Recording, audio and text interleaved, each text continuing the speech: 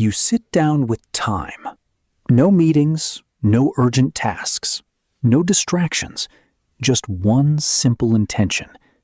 I should finally think clearly about my life. But something strange happens.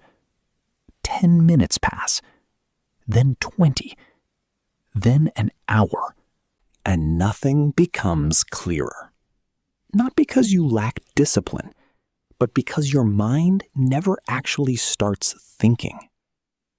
Most people assume clarity works like this. If I have time, I will think clearly. If I slow down, I will understand things better. But this assumption is wrong.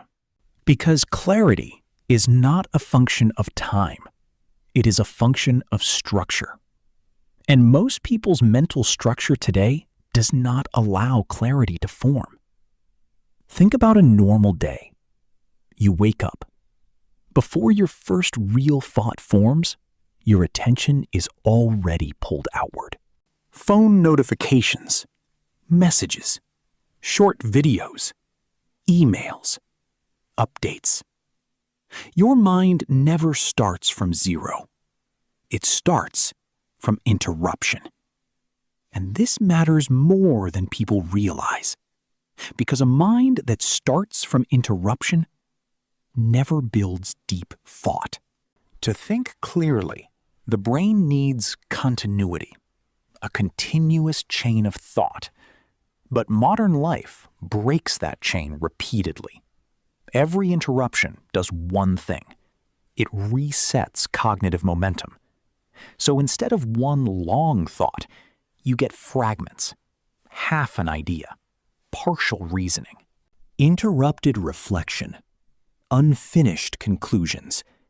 And over time, your brain adapts to fragments, not depth. Most people don't feel confused because they are thinking wrong. They feel confused because they are thinking in noise. Cognitive noise is not silence. It is overlapping mental signals. Unfinished thoughts, background alerts, residual attention from previous tasks, emotional residue from interruptions.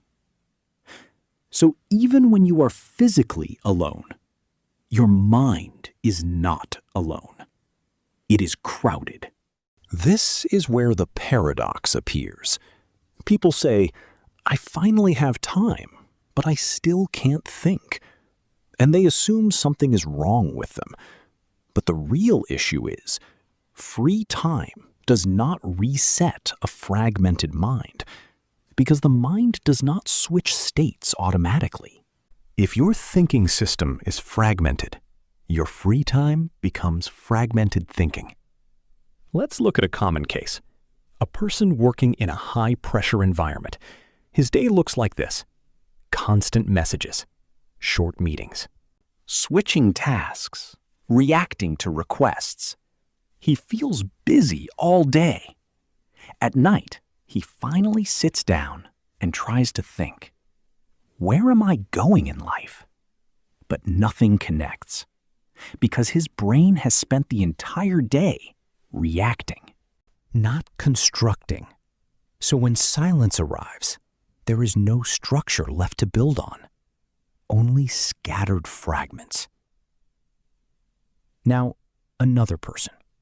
He has fewer obligations, more free time, but his pattern is the same. Checking content, switching apps, consuming information, reacting emotionally.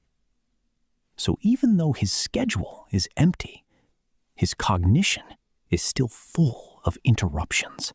And when he tries to think deeply, he hits the same wall. No continuity. Most people think attention is a skill. But attention is not just a skill. It is infrastructure. And like infrastructure, if it is fragmented, if it is unstable, if it is constantly disrupted, then everything built on it collapses. You cannot build deep thinking on a broken attention system. At some point, something subtle happens. The brain stops trying to build long thoughts, because long thoughts keep getting interrupted. So it switches strategy. Instead of thinking, it reacts. Fast responses, short decisions, immediate judgments. This feels efficient, but it eliminates depth completely. Many people say, "I can't focus like I used to." But the truth is not loss of ability.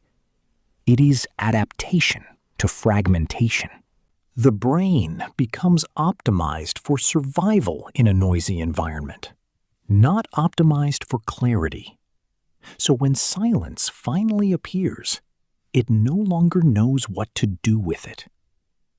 Fragmentation does not just affect thinking, it affects identity.